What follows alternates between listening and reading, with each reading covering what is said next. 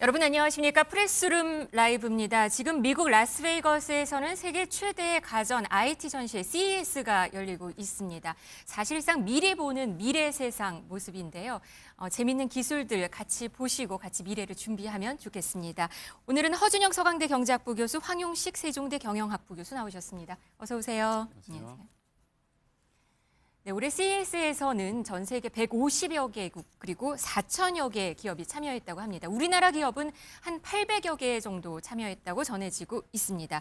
이 눈에 띄는 기술들 있는데요. 오늘 한번 AI 안경 얘기 한번 해보겠습니다. 정말 기술이 많이 진화했다고요? 이거 안경은 사실 저희가 눈만 이렇게 보면 모든 걸 이 AI 안경이 해주는 그런 기능이라고 생각하시면 되고요. 네. 사진 촬영이나 문자 메시지 전송 이거는 사실 핸드폰이 해주는 기능인데 여기다가 더해서 결제 시스템 내가 눈으로 이렇게 클릭하면 거의 결제도 할 수 있고요. 안경을 통해서. 네, 안경을 네. 통해서요. 그리고 안경을 통해서 사실 또 할 수 있는 것들이 이 AI랑 실시간으로 소통을 하면서 내가 지금 보고 있는 걸 AI가 보게 만든 다음에 그걸 분석하고 이런 것까지 다 할 수 있는 이게 그 메타사에서 미국 메타사에서 나온 최근에 레이벤 안경 같은 경우는 네. 미국에서 100만 개 이상 팔렸대요. 벌써. 네. 벌써요? 네, 그리고 굉장히 히트를 합니다. 근데 문제가 우리나라 분들이 약간 조심하셔야 될 게 요거 AI가 영어만 아직 제공할 가능성이 있고요. 네. 배터리가 약간 수명이 짧아서 여분의 안경을 좀 자주 들고 다니셔야 되는 단점도 있다고 합니다. 제가 얼마 전에 오랜만에 3D 안경 끼고서 영화를 본 적이 있었는데 옛날처럼 그런 불편함은 많이 없어졌더라고요. AI 안경도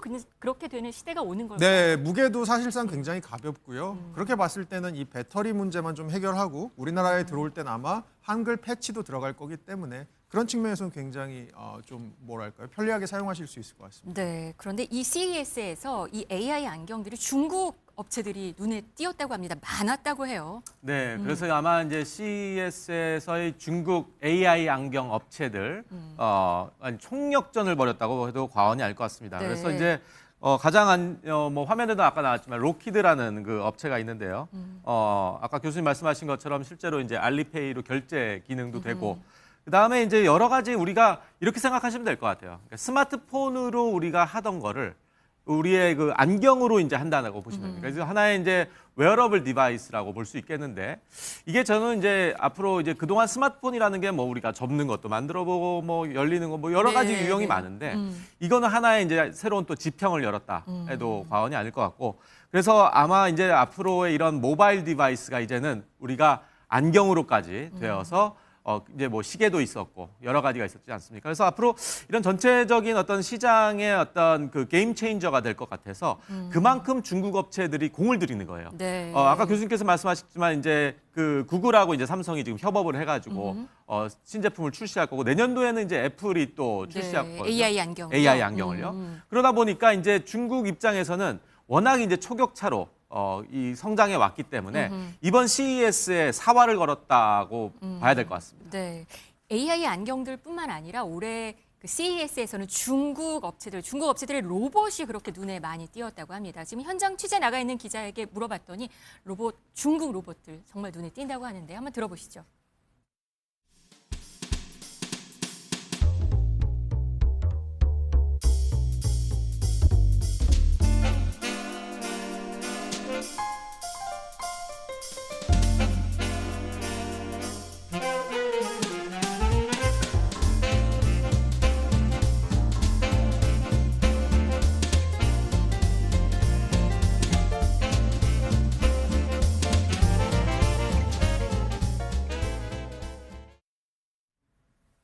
방금 보여드린 로봇들은 중국산이었던 것 같아요. 어제는 우리나라 거 좀 봤는데 중국 뭐 날아다니는 것도 있고 뭐 그러네요. 네, 이 로봇이 중국이 굉장히 진심인 것 같아요. 네. 산업용 로봇은 전 세계 시장 점유율이 50%이고요. 중국산. 예, 그리고 상업용 로봇은 전 세계 시장 점유율 심지어 80%가 지금 중국산입니다. 네. 이렇게 봤을 때는 중국이 왜 이렇게 로봇에 진심이냐?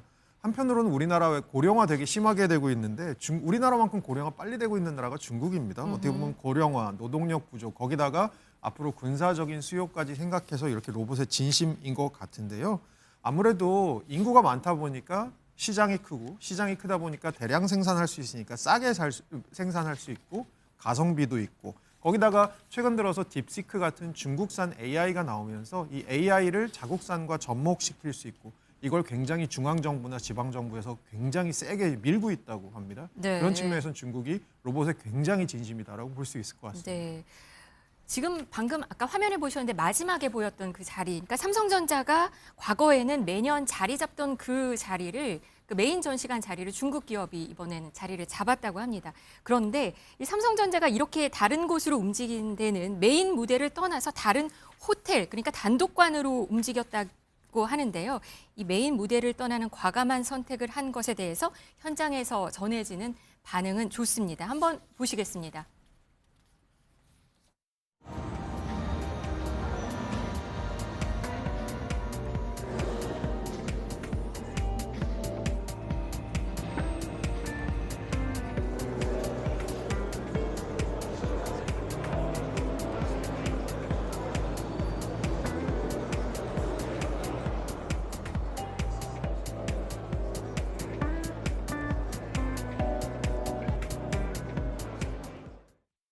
네, 지금 삼성전자가 CES에서 자리 잡은 단독관, 다른 호텔로 움직여서 단독관 1,400평 규모로 만들었다고 해요. 근데 반응이 많이 좋다고 합니다. 현지에서 전해지는 목소리는요. 그렇죠. 그래서 장면 보셨겠지만은 이제 그 LBCC라고 하죠. 이 CES가 열리는 라스베가스 컨벤션 홀에 여기에 이제 노스 부스가 있습니다. 노스홀 부스가 가장 이제 어떻게 보면 메인일 수 있고 또 정말 아까 뭐 이얼선스 네. 구령을 외치면서 뭐 휴머노이드가 막 춤을 추고 뭐 정말 뭐 시차말로 돗대기 시장 같은 그런 네. 분위기인데 삼성은 거기에 같이 그냥 휩쓸리지 않겠다. 아, 올해는.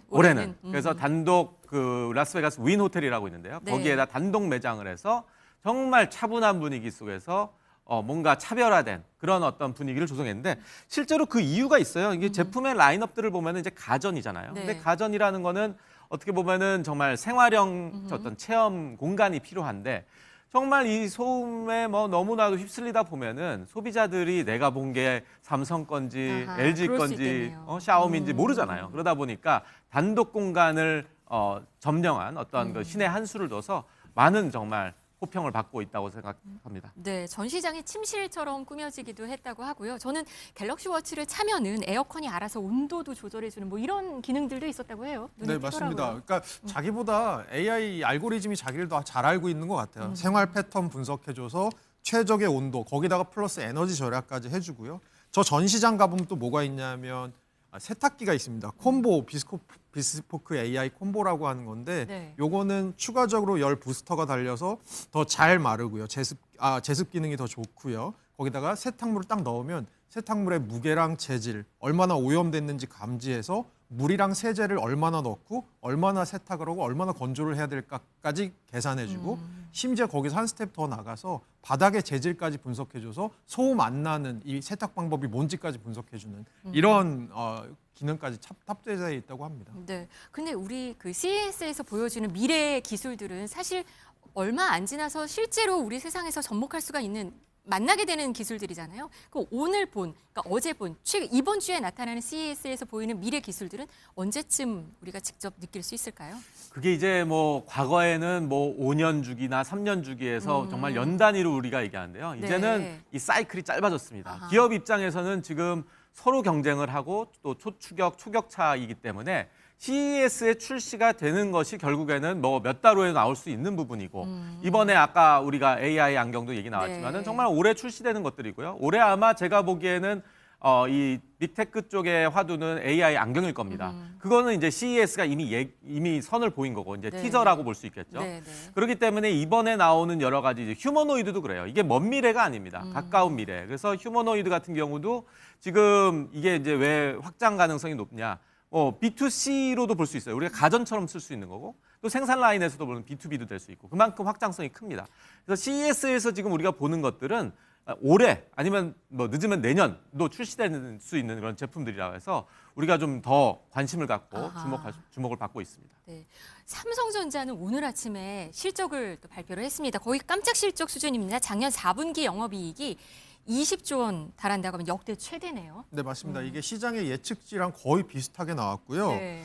그 삼성전자의 영업이익 같은 경우는 2018년 3분기에 18조 정도가 최고였는데 이게 이번에 20조로 사상 최대. 그리고 매출 같은 경우도 작년 3분기가 대충 한 87조 정도 나와서 사상 최대였는데 이번에 93조로 이것을 경신한 그런 게 나왔고요. 이 이면에는 물론 잘 아시다시피 최근에 AI 랠리와 함께 삼성전자가 굉장히 지금 뭐 반도체 시장에서 뜨겁다, 메모리까지도 굉장히 잘 하고 있다. 이런 부분들이 크게 자리하고 있는 것 같습니다. 네, 지금 화면에서 삼성전자 이런 거 보셨을 때 AI, 반도체 그리고 오늘 나온 실적 이런 거 다 봤을 때 이런 분위기는 계속 될까요? 그렇죠. 그래서 지금 아마 반도체 슈퍼사이클 초호황기라고 해도 과언이 아닙니다. 그래서 이 삼성전자가 지금 전방위적으로 우리가 알고 있는 모든 메모리, 뭐 뿐만이 아니라 HBM, 나노, 낸드 플래시 뭐 이쪽으로 다 영역을 갖고 있기 때문에 올라운드 플레이어가 많지 않거든요. 그래서 삼성전자의 앞으로의 어떤 실적은 올해도 지속될 가능성이 높고요. 그것이 또 이제 뭐 SK 하이닉스도 마찬가지로 그렇게 되고 있습니다. 그래서 아마 이번에 실적이 단일 분기 영업이익 최다고 또 최초이기 때문에 또 이런 주는 상징성이 저는 크다고 봅니다. 이 CES 마지막으로 하나만 더 볼게요. 한쪽에서는 K-뷰티, K-헬스도 등장을 했다고 하는데요. 보니까 K-헬스는 K-안마의자 얘기였고 K-뷰티는 뷰티 디바이스 얘기였더라고요. 그러니까 AA 기능 같이 넣으니까 이제 가전 IT 경연장이라고 할 수 있는 이 CES에서 눈길을 끄는 것 같습니다. 그렇죠. 그래서 우리가 K-뷰티는 많이 들어보잖아요. 근데 이제 거기에 덧붙여서 K-뷰티 디바이스. 그래서 아마 지금 우리 가정에서도 많이 쓰시는 걸로 알고 있어요. 그런데 이게 좀 더 고도화됐습니다. 그래서 이제 한국 콜마 같은 경우는 이제 그 흉터, 스카 뷰티 디바이스라고 해서 이제 흉터를 치료할 수 있는 디바이스가 있고 그래서 뭔가 좀 단순히 어떤 뷰티 측면이 아니라 어떤 기능적 요소들도 있는데 이것이 이제 뭐 단순히 이제 피부와 관리하는 것도 있지만은 여기와 관련된 또 IoT라고 해가지고 인터넷과 연결된 그런 또 AI와 연결된 또 그래서 뭐 뷰티 미러라고 아모레퍼시픽에서도 출시했고요. 네. 그래서 실제로 내가 거울을 봤을 때 그 거울이 자동으로 나의 얼굴을 인식을 해서 여러 가지 어떤 뷰티와 관련된 화장품 제품의 어떤 배합이라든지 그런 것들을 뭐 솔루션을 준다든지. 그래서 이제는 정말 우리가 그 상상 이상의 어떤 제품들이 계속 나오고 있는 거예요. AI와 그렇죠. 함께. AI와 접목해서. 네. 그게 이번에 CES에서 아하. 정말 다 선보인 거라 볼 수 있겠습니다. 네, 이 CES는 매년 1월 초에 개최가 됩니다. 그리고 올해 CES는 오는 9일까지, 금요일까지 현지 시각에서 9일까지 열리게 됩니다.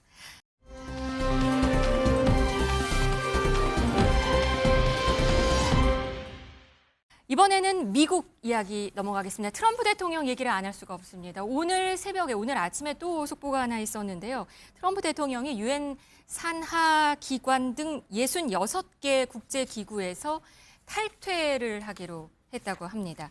유엔에 대한 반감, 그동안 좀 드러내기도 했었는데요. 한번 관련 목소리, 과거 목소리들 한번 들어보시겠습니다.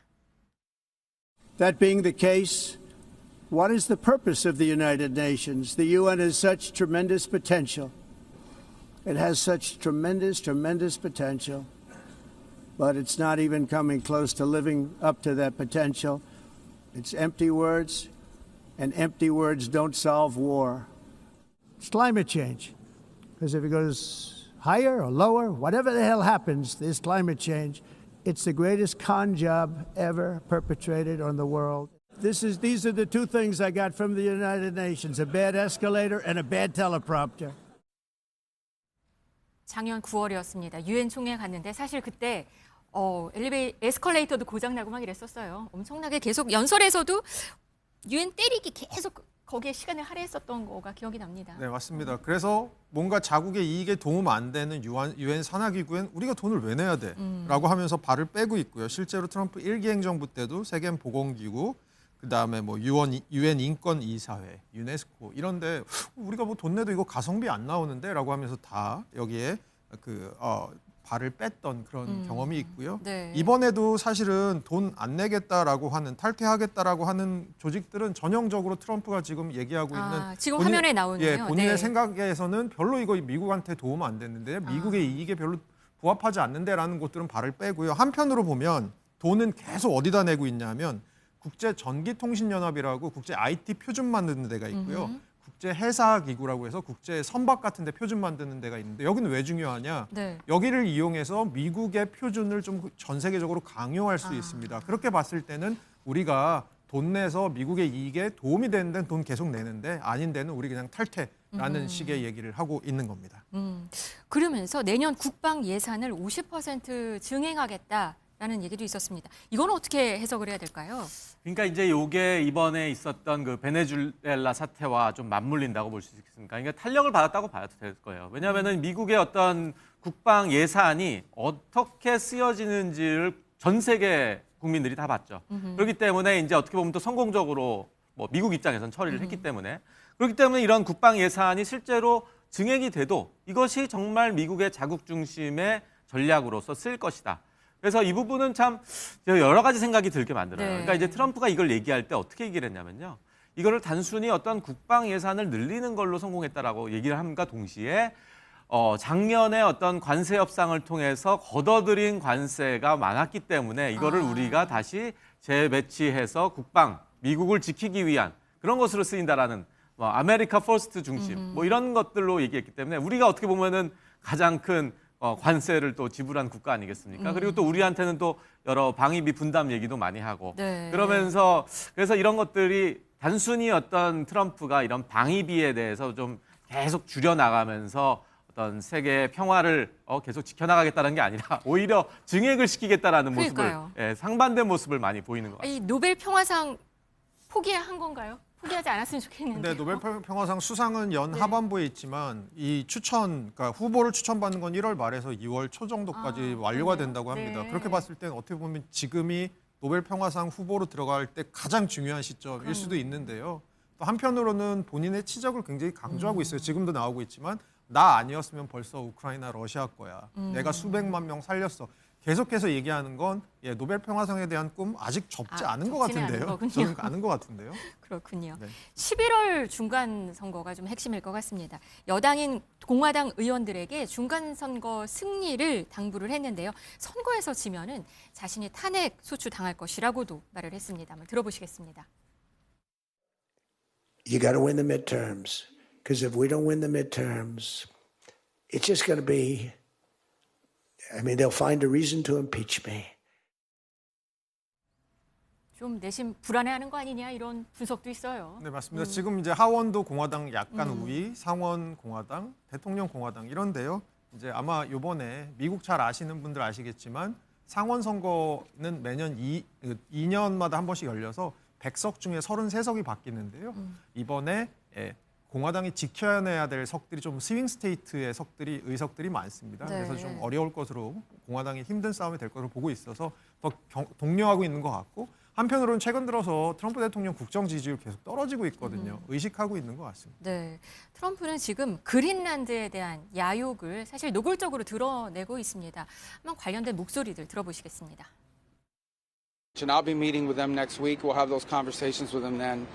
Oqatiissallungu nunarput Venezuelamut sanillersuunneqarnera taanna pissuissamisoortutut isiingilara misissuiffingaangut aamma qulaajaaffingaagut taana soorunami aammaannakkuinga. At hvis USA vælger at angribe et andet NATO-land militært, så hører alting op, altså inklusiv vores. Żaden członek Paktu Północnoatlantyckiego nie powinien atakować czy grozić drugiemu członkowi Paktu Północnoatlantyckiego. 다음 주에 덴마크와 논의할 것이라는 얘기가 있었고요. 그리고 그린란드에 대해서 군사적 수단도 선택지라는 얘기도 있었습니다. 이거 그린란드 어떻게 되는 거예요? 네, 마르코 루비오 지금 나오고 있는데 국무부 장관은 그린란드를 매입하려는 거지 우리가 군사적으로 이걸 병합하겠다는 건 아니다라고 얘기는 하고 있어요. 네. 그렇게 봤을 때는 굉장히 베네수엘라랑은 다르죠. 베네수엘라는 미국 근처에 있는 친중 정부의 어떤 국가였고 그린란드는 어떻게 보면 미국의 우방 국가 중에 하나인 덴마크가 갖고 있고 나토가 지금 지키고 있는 영역입니다. 이런 우방에 대해서는 지금 어떻게 보면 트럼프가 공격을 만약에 무력적으로 한다. 그거는 진짜 선을 넘는 것 같고요. 네. 매입을 하겠다라는 거고 이유는 뭐 북극 항로도 있고 그리고 여기 자원도 풍부하고 거기다가 그 러시아를 견제할 수 있는 탄도미사일 거점 같은 데가 될 수 있어서 필요하다. 그러니까 한마디로 트럼프의 지금 야욕이 조금 다른 나라들로 퍼지고 있는 건 사실인 것 같습니다. 매력적인가 봐요. 저렇게 그린란드가. 네, 그래서 전략적 요충지이기도 하고 그 안에 이제 히토류도 많이 매장돼 있고요. 전 세계 히토류 매장량으로 보면은 이제 전 세계 8위입니다. 근데 이제 미국이 7위예요. 그렇기 때문에 지금 이제 21세기의 어떤 자원 전쟁에서 히토류는 정말 중요한 부분이기 중요하니까. 때문에 네. 미국 입장에서는 그린란드가 매우 탐이 나는 그런 지역이기도 합니다. 오늘 새벽에 독일, 프랑스, 폴란드 외무장관이 함께 만났는데요. 여기에서 그린란드는 팔거나 가져갈 수 있는 게 아니다라고 얘기했습니다. 루이지애나를 사고 팔 수 있던 시대는 지났다 이렇게 말을 했는데요. 이게 미국의 루이지애나 주 얘기인 거죠. 이게 네, 프랑스령이었던 것 같아요. 과거에. 그러니까 미국이 잘 보시면 영국에서 청교도들이 넘어와서 동부를 차지하고 거기서부터 서쪽으로 가서 캘리포니아 갔고 남부 쪽의 일부 텍사스 같은 데는 멕시코랑 전쟁에서 얻어냈고 또 루이지애나주는 프랑스로부터 1803년에 샀습니다. 그래서 지금도 루이지애나주의 최대 도시인 뉴올리안즈 같은 데 가보시면 프랑스 요리나 프랑스적인 건축 양식이 네. 굉장히 많이 남아있거든요. 옛날 프랑스 땅입니다. 1800년대 얘기네요. 1800년대 아주 초반 얘기인데 네. 그럼 이제 저희 옛날 그 드라마 대사처럼 얼마면 되겠니 뭐 이런 거 미국은 지금 이 얘기를 하고 있는 거거든요. 네. 근데 프랑스에서 나오는 얘기는 그때와 지금은 다르다. 그렇게 땅 사고 팔지 않는다라는 얘기 하는 거죠. 네. 그리고 어젯밤에 미국은 또 베네수엘라와 연계된 러시아 유조선을 납포했다고 합니다. 러시아와 미국의 신경전도 좀 예상해 볼 수 있는 부분인 것 같습니다. 그렇죠. 여기에 이제 베네수엘라의 이제 원유 때문에 그런 거죠. 그래서 석유를 이제 실제로 싣고 가다가 이제 납포가 됐는데 이것을 이제 실제로 그 역할을 하는 단체가 있습니다. 이거를 이제 그림자 선단, 뭐 암흑 선단이라고도 하는데 실제로 이제 유엔의 뭐 국제 제재라든지 이런 것들을 받고 있기 때문에 베네수엘라가 그만큼 이것을 어디다 그 원유를 옮길 수가 없어요. 수송할 수가 없는 부분인데 그거를 이제 미국이 계속 모니터링을 하고 보고 있다가 이제 납포를 했습니다. 이거는 전체적인 경제 제재 위반되는 부분이고 여기에 이제 러시아가 껴 있는 거예요. 이게 이제 러시아를 향해서 가고 있을 걸로 추정이 되는데 그러면서 이제 러시아가 반발을 하면서 이거를 뭐 왜 이렇게 미국이 간섭을 하느냐. 그래서 어떻게 보면 이것이 이제 미국과 러시아의 어떤 갈등으로 지금 갈 불똥이 수 튀었다. 있는. 네. 그렇게 볼수 그렇군요. 있습니다.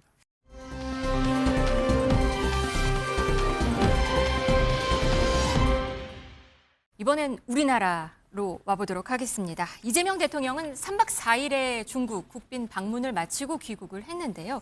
돌아오는 길에 SNS에 이런 사진을 하나 올렸습니다. 한번 보시죠. 이 보니까 만나라 뽀재명과 뽀정은 이거 펭귄 사진을 올렸어요. 이거 뽀로롱 뽀롱뽀롱 뽀로롱 이거 보니까 과거에 남북 합작 애니메이션이었더라고요. 네, 맞습니다. 그래서 어떻게 보면 중국을 얘기하면서 북한을 지금 같이 가는 파트너 중에 하나로 좀 돌아와라라고 하는 얘기인 것 같고요. 그런 의미에서 지금 앵커께서 지적해 주신 대로 이게 남쪽 저희 대한민국에서 나온 컨텐츠지만 만든 거는 또 북한의 일부 북한에서 만들었거든요. 초기에 그랬더라고요. 초기예요. 네, 그래서 네. 그렇게 봤을 때 뽀로로와 친구들의 모험처럼 그리고 남한과 북한의 그때 연합처럼 다시 돌아와 줬으면 좋겠다라는 얘기를 아마 저 그림을 통해서 하는 것 같습니다. 어제 오후에 이 대통령 기자회견을 했는데요. 중국의 북핵 중재자 역할을 부탁했다 했는데 이게 또 북한에 보내는 메시지로 해석을 할 수 있을 것 같습니다. 그리고 이 대통령은 시진핑 주석에 판다를 요청했다고 하는데요. 그 얘기 한번 들어보시겠습니다. 이것도 지방 균형 발전 차원에서 우리나라 사람들이 팬더 좋아하는데 저 광주에 우치동물원이라고 국가 제2동물원이 있대요.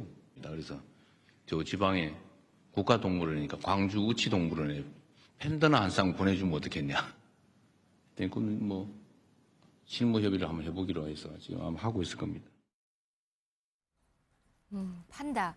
우리 푸바오 기억하시는지 모르겠어요. 지금은 다시 중국으로 돌아갔는데 우리 국민에게 많은 사랑을 받았던 판다였죠. 푸바오. 뭐 푸바오 팬들 있고 팬클럽도 있다고 하는데 지금 이 얘기가 나오니까 우리 다시 푸바오 돌려달라 이런 얘기도 있는 것 같아요. 캠페인도 벌인다고 해요. 네, 캠페인 벌려서 푸바오가 사실상 한국에서 태어나서 이게 한 마리 판다 이상의 의미를 갖고 있다. 그래서 좀 푸바오를 다시 보내주면 안 되겠냐. 심지어 우리나라에서 사실 몇 년 전에 푸바오를 주인공으로 한 할아버지와의 우정을 그린 영화까지는 영화도 있었죠. 굉장히 맞아요. 히트를 네. 쳤던 적이 있지 않습니까? 그래서 푸바오가 가지는 상징성이 있기 때문에 좀 돌려달라라는 건데 보내달라라는 건데 중국에서는 사실 이렇게 한 번 데리고 간 동물에 대해서는 다시 이렇게 보내주지는 잘 않고 있습니다. 중국에서 네. 어쨌든 계속해서 키우게 될 것 같고요. 아하. 뭐 그것을 통해서 이번에 뭐 푸바오는 아니더라도 또 다른 판다가 한국에 와서 그 말씀 주신 광주의 우치동물원에 뭐 거기서 자랄 수 있는 그런 뭐 기회는 아마 좀 있을 가능성도 있을 것 같습니다. 네, 이 판다를 데려올 곳으로 아까 광주 우치동물원 이게 언급이 됐는데요. 이 어떤 곳인가요? 우치동물원은 이제 광주에 있는 이제 거점, 호남에 있는 이제 거점 동물원입니다. 그래서 국가가 관리하는 동물원이고요. 89종 667마리의 동물이 생활하고 있습니다. 그래서 네. 여기 이 동물원의 상징성이 뭐냐면요. 2018년에 김정은 국무위원장이 당시에 방문했을 때 문재인 전 대통령한테 풍산개를 선물한 적이 있습니다. 그 풍산개가 지금 여기에 여기에 있군요. 있습니다. 네. 그래서 어떻게 보면은 이게 그냥 단순한 동물원을 떠나서 어떤 정치 외교적인 어떤 그 선물 받은 뭐 동물이라든지 그런 것들이 있기 때문에 또 광주가 또 민주화 성지이기도 하고 해서 여러 가지 측면에서 본다면은 판다가 여기에 이제 새롭게 온다라면 어떻게 보면은 이제 한중 관계가 이제 해빙이 되는 게 아니냐라는 그런 이제 우리가 예상을 할 수 있기 때문에 아마 딱 집어서 이재명 대통령께서 그렇게 얘기하신 것 같습니다. 이제 실무 협상 한중 양국이 한다고 하니까요. 실제로 데려올 수 있을지 어떻게 흘러갈지 지켜보시면 될 것 같습니다. 그리고 또 주목하는 것 중 하나가 한한령 해제 가능성 그런 기대감 뭐 이런 얘기였었는데요. 어제 김혜경 여사는 방중 기간 K뷰티 행사장을 찾은 모습이 또 화제가 되기도 했습니다. 함께 보시겠습니다. 방송하는 거 제가 밖에서 봤는데 너무 신기해요. 감사합니다. 소개해드립니다. 차어루라고 합니다. 아, 예, 반갑습니다. 제가 한국에서도 사실은 말씀을 많이 들었습니다. 실제로 보니까 더 미인이세요. 아, 감사합니다. 훨씬 더 예쁘세요. 저희도 그 남편 대통령하고 저녁마다 이제 퇴근하고 들어오면 힘들잖아요. 그럼 피부도 지치고 몸도 지치면은 팩을 1일 1팩 한답니다. 근데 한국 화장품 중에서 제일 인기 많고 또 제일 가성비 좋은 게 팩인 것 같아요. 맞아요. 한국 팩 인기 굉장히 많습니다. 네. 한국에서 연예 활동을 하고 또 군 생활 보여주는 예능에 출연했던 차오루 같이 만난 장면 이런 화제가 되기도 했습니다. 지금 엔터, 뷰티, 뭐 게임, 패션 이런 업계 한한령 기대감 있는 거죠? 네, 맞습니다. 우리나라 걸그룹들이나 뭐 보이그룹들이 가서 할 수 있는 콘서트 한 번만 해도 몇 조 원의 수익이 날 수 있고요.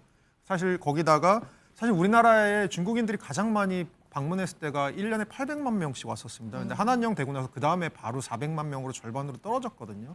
이렇게 봤을 때는 이 우리나라 문화를 접하면서 한국에 오고 싶은 사람들이 또 한국에 방문하고 이런 것들을 통해서 관광산업, 면세점, 뭐 패션 산업 같은 것들까지도 굉장히 큰 효과가 있을 가능성이 있습니다. 네, 한한령 단계적 해제를 암시하는 이런 얘기가 있었으니까 좀 기대감이 더 큰 것 같습니다. 이번 중국 국빈 방문을 통해서 봤던 중국의 한국에 대한 태도를 보면은 좀 일본에 대한 태도와는 좀 달랐습니다. 하지만 또 온전히 신뢰할 수는 없지요. 외교적 이슈니까. 또 국제 정세 요동치는데 한국 어떻게 전략적으로 잘 자리를 잡아야 될지 잘 자리를 잡아야 될 것 같습니다. 오늘 허준영, 황용식 두 교수님과 함께 이야기해봤습니다. 고맙습니다. 감사합니다.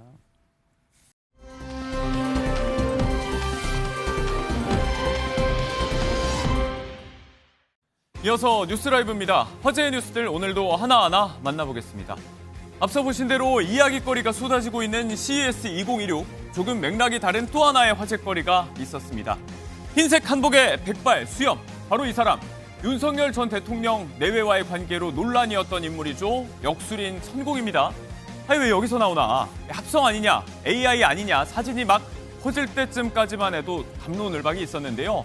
현장의 언론사 카메라를 통해서 이렇게 실제 참석이 확인됐습니다. 그럼 왜 왔을까? 최근에 본인 유튜브에서 AI 시대를 주제로 강의한 콘텐츠가 있었는데 그 연장선에서 관람하러 왔다고 전해지고 있습니다. 윤 전 대통령의 검찰총장 시절부터 부부의 멘토였던 걸로 유명했던 인물이죠.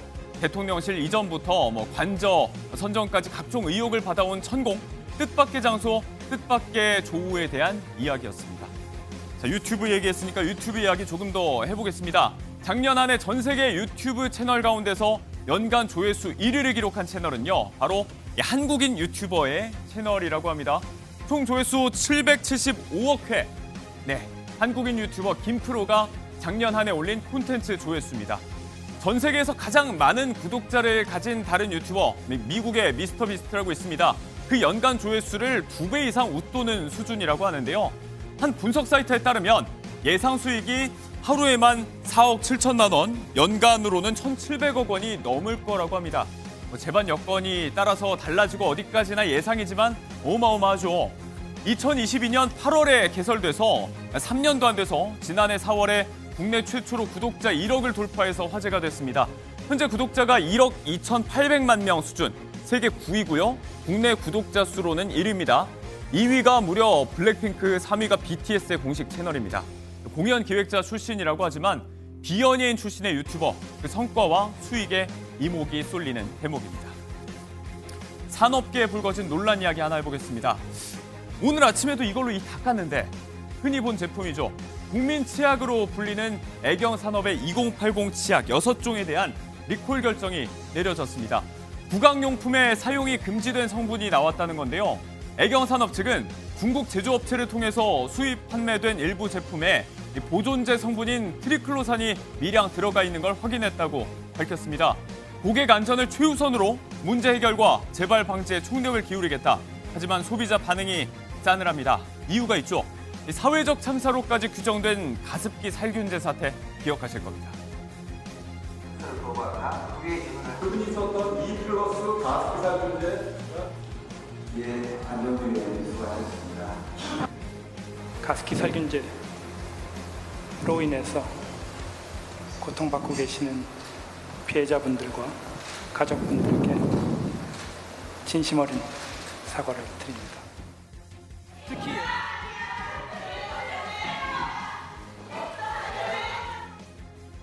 참사 8년 만의 사과, 옥시를 kit뺀 기저 SK 디스커버리와 함께 그 중심에 있었던 애경 산업이죠. 네, 아직도 다 해결되지 못한 이야기입니다. 여기에 대해서 정부도 지금 대응을 하려고 하고 있는데 이 밖에도 자사 제품에 대한 유해 물질 논란이 여러 번 있었죠. 소비자 불신이 짙어지고 있습니다. 한편 이 문제가 된 제품의 리콜은 치약 회수 전담센터, 또 홈페이지 게시판 등을 통해서 자유롭게 회수 신청이 가능하다고 합니다. 내일 발인을 앞두고 있는 고 안성기 배우 얘기해보겠습니다. 각계 추모 발길이 이어지고 있는데요. 이 와중에 빈소에 마련된 이 고인의 영정사진에 대한 관심이 높습니다. 우리에게 익숙한 이 노년의 중후한 모습이 아니고 청년 안성기의 해사한 미소가 조문객을 맞아주고 있는데요. 당시의 나이는 35살이었습니다. 1987년 영화 기쁜 우리 젊은 날 촬영 현장에서 포착된 얼굴입니다. 혜린 씨를 잘 알고 있는 학생입니다. 신랑, 신부, 행진!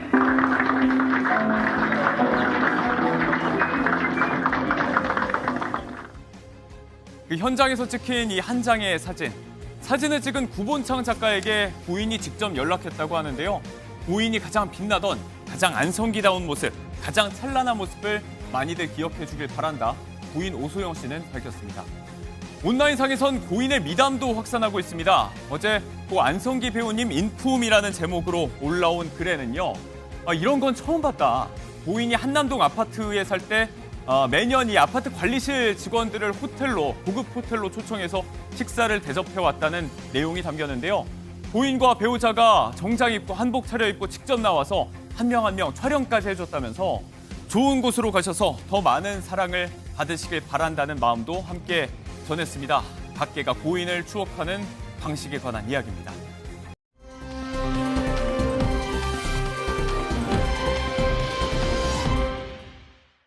당분간 모든 활동을 멈추고 이 사안을 정리하기 위해 집중하는 시간을 갖고자 합니다.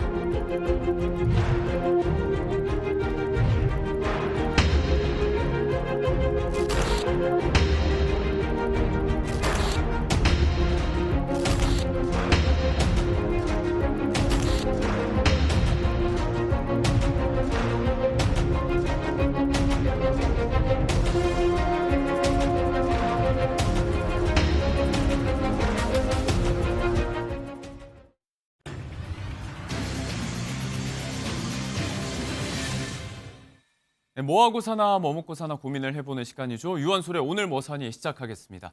자, 오늘은 연말 연초에 이어지고 있는 논란의 사건 사고 소식들 한번 정리를 좀 해볼 텐데요. 양지민 변호사 모셨고요. 1타 수강생 박진아 아나운서도 함께합니다. 어서 오세요. 자, 먼저 이야기해볼 건 조금 전에 영상으로 보신 박나래 씨 이야기입니다. 개그우먼 박나래 씨의 의혹이 점입가경이라고 볼 수 있습니다. 매니저들의 폭로도 이어지고 있고 의혹이 하루가 갈수록 추가되고 있는데 바로 이틀 전에 전한 이야기. 박 씨와 박 씨의 1인 기획사에 대한 탈루 의심 정황 또 세무조사 과정에서의 특혜 의혹이 제기됐습니다. 이 내용을 좀 정리를 부탁드릴게요. 그러니까 이 서울지방국세청의 조사 2국에서 2022년에 박나래 씨와 그리고 박나래 씨의 1인 기획사를 대상으로 해서 세무조사를 진행했던 그 내용이 지금 외부로 알려지고 있는 상황입니다. 당시에 사실 이제 탈루 정황이 조금 포착이 됐던 것이 박나래 씨의 어머니가 이 1인 기획사의 대표직을 맡고 있어요. 등재가 돼 있죠. 맞습니다. 그런데 이제 사실 이제 어머니가 실제 일하지는 않고 월급으로 한 8천만 원가량 지금까지 수령을 해갔다라는. 네, 연간 8천에 달하는 그렇죠. 임금이요. 연간 8천만 원 정도 수령을 해갔다라는 의혹이 불거지다 보니까 이것은 전형적으로 사실 가족들을 취직을 시켜서 세금을 탈루하는 수법 중에 하나거든요. 그러다 보니까 이제 문제가 불거졌고 실제 예상했던 탈루 세액은 최소 20억 원대로 생각을 하고 세무조사를 진행을 했던 것 같아요. 그런데 2억에서 3억 원 정도만 이제 추징을 하다 보니까 사실 10%대로 줄었고 이것이 세무조사를 하는 데 있어서는 좀 이례적인 일이기는 하거든요. 그래요? 그래서 이제 이것이 다시 외부로 알려지게 된 그런 상황이고 많은 연예인들이 1인 기획사를 설립을 하는 그런 추세이기는 한데 이렇게 가족 아니면 내가 아는 가까운 사람을 이렇게 내부 구성원으로 해서 구성을 하다 보면 여지없이 불거지는 게 이제 세금 탈루 문제라든지 국세청 조사까지도 사실 이어지는 경우도 굉장히 많습니다. 네, 명백하게 탈세로 볼 수 있는 정황이 있다는 거고 실제로 이제 20억 원 정도를 예상했지만 2, 3억을 추징을 했다는 건 이 의혹에 대해서 국세청도 인정을 했다는 거잖아요. 그렇죠. 그 부분에 대해서 일단 국세청에서는 문제가 되는 부분이 있다라고 명확하게 봤던 것으로 보이고 지금 구체적인 내용을 확인을 해봐야 되겠지만 지금 박나래 씨의 그 법인의 경우에는 다 이익을 이제 배당하지 않고 유보하는 방식을 취했다라고 해요. 법인에 유보를 해뒀다. 맞습니다. 그러니까 박나래 씨가 한 2, 3년 정도 되는 기간 동안 100억 원 정도 벌어들였다라는 이야기도 나오는데 그것을 어떠한 박나래 씨나 아닌 다른 사람들에게 배당을 해서 하게 되면 그 사람은 배당을 받았기 때문에 배당에 대한 세금을 또 내야 되거든요. 그러니까 그렇지 않고 실제로는 법인의 소비가 아님에도 불구하고 지출이 아님에도 불구하고 법인 자금으로 묶어두고 이걸 법인 카드를 사용하는 방식으로 해서 좀 세금을 줄이려고 한 것 아닌가라는 의혹까지도 나오는 상황입니다. 네, 자 이런 부분들에 대해서 박나래 씨는 이미 조사가 끝난 사안이기 때문에 모든 의혹에 대해서 전면 부인을 하고 있는 입장인 것으로 전해지고 있는데 자 이런 차원의 세금 탈루 의혹 정황까지 함께 불거졌다는 이야기 잠시 전해봤고요. 조금 더 대중들에게 충격을 줬던 이야기는 다른 의혹입니다. 전 매니저들의 폭로가 계속되고 있다는 말씀을 드렸는데 자, 전 매니저가 이제 근무 중에 그러니까 같은 공간에 있었다는 거예요. 근무 중에 박나래 씨의 부적절한 행위가 있었다면서 이걸 두고 노동부에 진정 제기를 했습니다. 일단 주장은 이게 지금 직장 내 괴롭힘, 갑질에 해당한다는 거예요? 그렇죠. 왜냐하면 이제 전 매니저들이 주장하는 바에 따르면 매니저라는 업무의 특성상 어디인지 사무실이나 이런 공간에서 일을 하는 게 아니라 사실 차량도 운전을 같이 하고 이동도 같이 하고 하다 보니까 차량 자체도 매니저들의 이제 근무지라는 거예요. 그런데 그 근무지 내에서 박나래 씨와 다른 남성 간의 부적절한 행위가 있었다. 그리고 이것을 사실은 목격하거나 이렇지 않고 싶음에도 불구하고 근무를 하는 상황, 운전을 하는 상황이라든지 같이 대기를 해야 되는 상황이다 보니까 이걸 강제로 목격할 수밖에 없는 그런 상황이었다. 이게 운전 중에 굉장히 위험했다 이런 이야기도 하더라고요. 맞습니다. 그런 이야기를 하다 보니까 이것 자체가 우리가 직장 내 괴롭힘이라는 것이 근로기준법에 규정이 되어 있는데 직장 내 괴롭힘은 어떠한 업무의 근무 환경을 악화시키는 것도 해당하거든요. 그렇기 때문에 지위의 상하관계, 그러니까 위력이라고 볼 수 있을 만한 그러한 박나래 씨가 고용주고 전 매니저는 고용이 된 사람인데 그러한 위력 관계를 이용을 해서 결국에는 근무 환경을 악화시키는 행위를 한 것 아니냐라는 이야기가 나오고 이것이 알려지게 된 것은 전 매니저들이 서울지방고용노동청에 이 진정서를 제출을 했어요. 제출을 했는데 그 내용 중에 일부가 이제 공개가 된 상황입니다.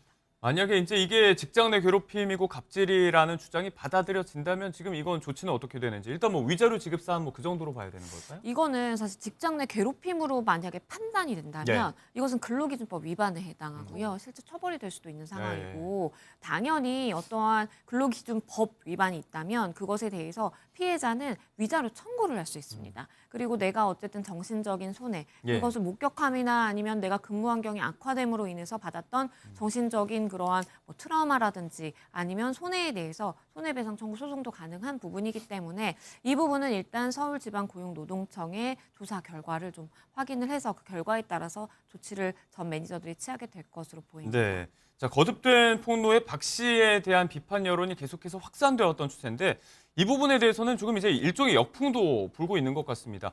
이를테면 이제 개인의 너무나도 이 적나라한 사생활, 민낯을 낱낱이 이렇게 공개하고 있는 전 매니저들에 대한 행태에 대해서도 비판의 목소리가 좀 높은 것 같아요. 네, 그렇습니다. 자극적인 사생활에 여과 없이 공개된 박나래 씨인데요. 이에 도를 넘었다라는 지적이 일고 있습니다.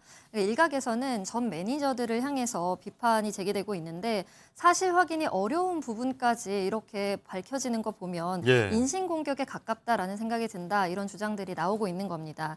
누리꾼들은 이런 내용까지 공개가 되는 게 맞나? 너무 수치스러울 것 같다. 너무 과하다. 오히려 박나래 씨가 불쌍해 보인다라는 동정 여론이 일고 있는 상황입니다. 예. 하지만 전형적인 갑질로 보는 시각 또한 여전히 존재하고 있습니다. 일각에서 뭐 이런 것까지 알아야 되나, 이 거듭된 논란의 이야기에 피로감을 호소하는 분들도 있고 여러 차원의 목소리가 들려오는 와중입니다. 자, 이번 박나래 씨 의혹의 또 한 축에는 불법 의료 서비스가 있습니다. 이른바 주사이모라고 불리는 인물이 또 수사 대상인데 경찰이 지난달에 주거지 압수수색을 했다고 전해지고 있어요? 그렇습니다. 이 주사임으로 불리는 사람의 경우에는 여러 가지 법 위반에 지금 혐의를 받고 있는 상황이죠. 예. 그중 가장 대표적인 것이 이제 의료법 위반에 해당할 것이고, 그리고 의료기기를 집안에서 들여와서 또 사용을 한 부분이 있기 때문에 예. 뭐 의료기기법 위반이라든지 다양한 혐의들을 생각을 해볼 수 있는 그런 상황입니다. 예. 그러다 보니까 이제 실제 이 주사이모라고 불려지는 이 여성의 집에 압수수색을 시행을 하면서 강제 수사가 시작됐다라고 봐도 무방할 것으로 보이고. 네. 실제 이 출국 금지 상황입니다. 만약에 해외로 도피를 하거나 출국을 해버리면 수사의 난항을 겪을 수밖에 없는 그런 상황이기 때문에 네. 선제적으로 수사기관에서는 일단 출국 금지 조치를 취해놓은 그런 상황이고, 그리고 지금 마약류관리법 위반 사항도 지금 의혹으로서 불거지고 있는 상황인데 네. 지금 의료법 위반이나 의료기기법 위반도 물론 굉장히 중대하지만 만약에 여기에 마약류관리법 위반까지 예. 더해진다라고 한다면 예상 형량이 훨씬 더 가중되는 효과가 발생할 수 있거든요. 네, 지금 나비약이라고 불리는 그 다이어트 약에 대한 이야기죠. 맞습니다. 네. 왜냐하면 이 약을 이제 아마 처방을 해서 먹어야 되는 약임에도 불구하고 임의로 다른 사람의 처방전을 사용했거나 아니면 약을 부적절하게 빼돌렸거나 예. 뭐 이러지 않고서는 사실 구할 방법이 없죠. 의료인이 아니기 때문에. 네. 그래서 그런 부분에 대해서 일단 강제 수사가 시작된 것이고 이 부분은 약을 처방해서 먹은 연예인들도 함께 문제가 될 네. 소지가 있기 때문에 조금 수사 결과를 기다려 봐야 되는 상황입니다. 자, 지금 박나래 씨 등이 제공받았다는 의료 서비스가 불법인지 아닌지 여부를 가릴 쟁점 중에 또 하나가 이 주사이모라고 불리는 인물이 의사인지 아닌지 여부이기도 한데 한간에 알려진 대로 이제 국내 의사 면허가 없는 수준이 아니고 그냥 아예 그 해외 환자 유치업자 정도에 불과했다 이런 주장까지 나오고 있는 것 같아요. 네, 그렇습니다. 주사이모는 중국 병원에서 성형센터장이었다. 그리고 특진 교수였다라고 본인을 소개를 했고요. SNS 상에서는 12년 전, 13년 전에 내몽고를 오가며 공부를 했고 내외국인 최초로 최연소 교수를 역임을 했다라고 주장을 한 바 있습니다. 그렇게 주장을 해왔죠. 그리고 서울 강남의 한 성형외과에서 대표 직함이 적힌 명함을 사용하면서 연예인들과 신뢰를 쌓았던 것으로 알려져 있습니다. 하지만 이 서울 강남 한 성형외과에서는 의사가 아니었다. 해외 환자에 유치하는 그런 브로커 역할이었다. 예. 사무실만 내어줬을 뿐 의료 행위를 전혀 우리는 모르는 사실이다라고 밝혔는데요. 주사이모 이 씨는 이 국내 의사 면허가 없는 상태고요. 대한의사협회 등록 이력 또한 존재하지 않은 것으로 알려져 있습니다. 자, 방송인 박나래 씨 관련 의혹 한 축에 있는 불법 의료 서비스 최근의 수사 상황까지 한번 저희가 정리를 해봤습니다.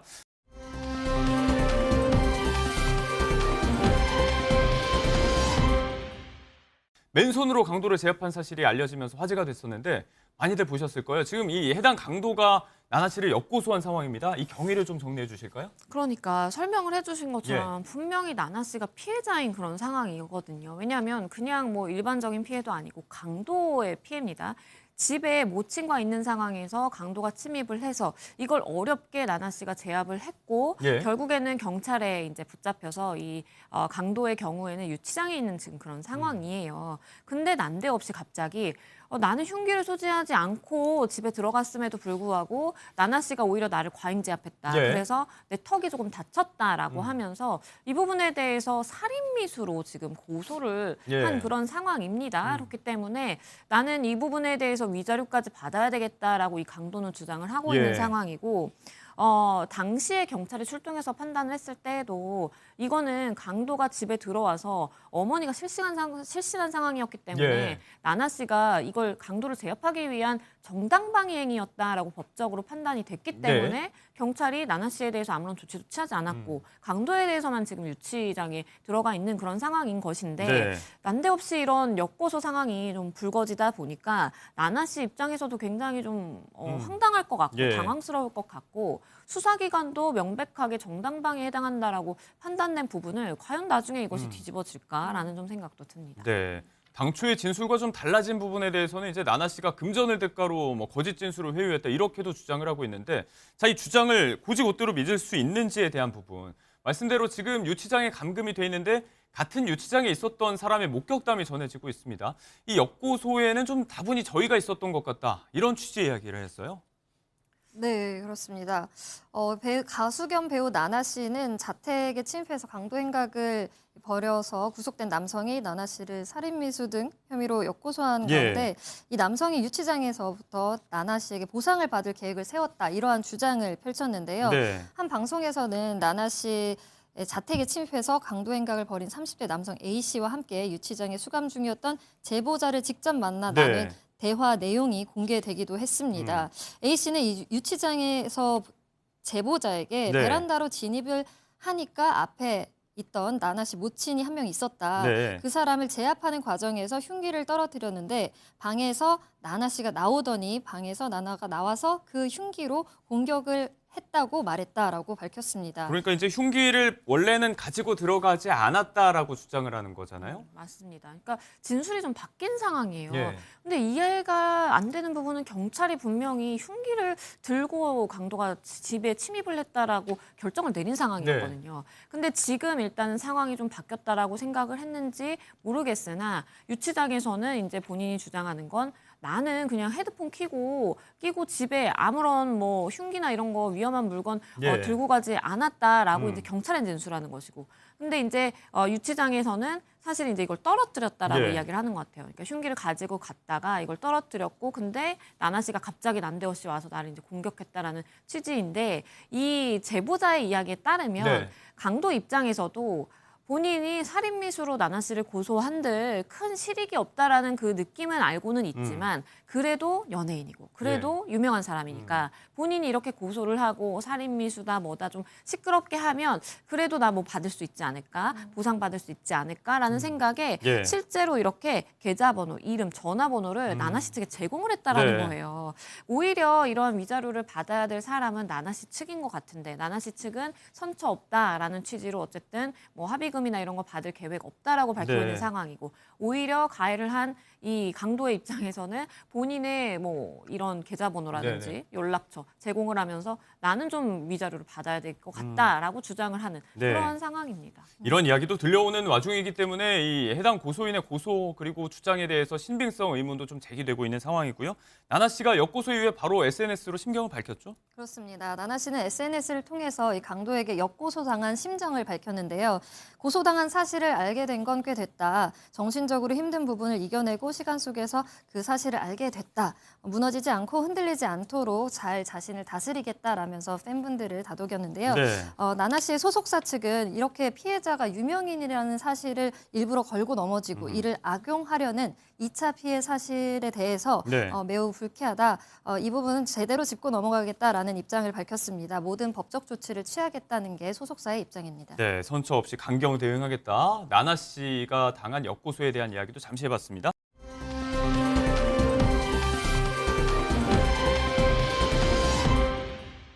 다음 이야기 좀 짧게 해볼게요. 이 셀프 수사 이후에 의혹이 무마되지 않고 점점 더 커지고 있습니다. 각종 의혹으로 곤욕을 치르고 있는 쿠팡 이야기 짧게 해볼 텐데 수사에 들어간 건이 많습니다. 고소 고발 건만 한 20건이 된다고 하고 지금 많죠. 자, 그러다 보니까 경찰이 TF를 꾸렸어요. 맞습니다. 이제 경찰이 쿠팡 사건에 대해서 수사를 좀 전방위적으로 하기 위해서 태스크포스 팀을 꾸렸다라고 지금 전해지고 있는 상황이고 경무관급 수사부장을 팀장으로 하는 팀을 꾸렸습니다. 그래서 쿠팡이 받고 있는 의혹이 물론 개인정보 유출로 인해서 이렇게 좀 언론에도 많이 알려지고 이 사건이 불거졌지만 사실은 산재 은폐 의혹 정황이라든지 여러 가지 갖고 있는 문제점들이 많다라고 지적이 되고 있는 상황이거든요. 그래서 이 부분을 다 들여다보기 위해서 서울청 사이버 수사과는 물론이고요. 광역수사단 그리고 금융범죄수사대, 형사기동대까지 해서 총 80명이 넘는 인원으로 이렇게 TF팀이 꾸려진 상황이고요. 지금 아무래도 이제 산업재해 은폐 고발 사건의 경우에는 좀 최우선순위의 수사 대상으로 보여요. 피해자가 명확하게 있는 상황이기 때문에 이 사건 위주로 좀 들여다보게 될 것으로 보입니다. 노동부도 이제 전담팀을 꾸렸고 당국의 전방위 수사도 이어질 예정인데 자, 이런 와중에 또 하나의 온라인상에서 불거진 이야기가 있습니다.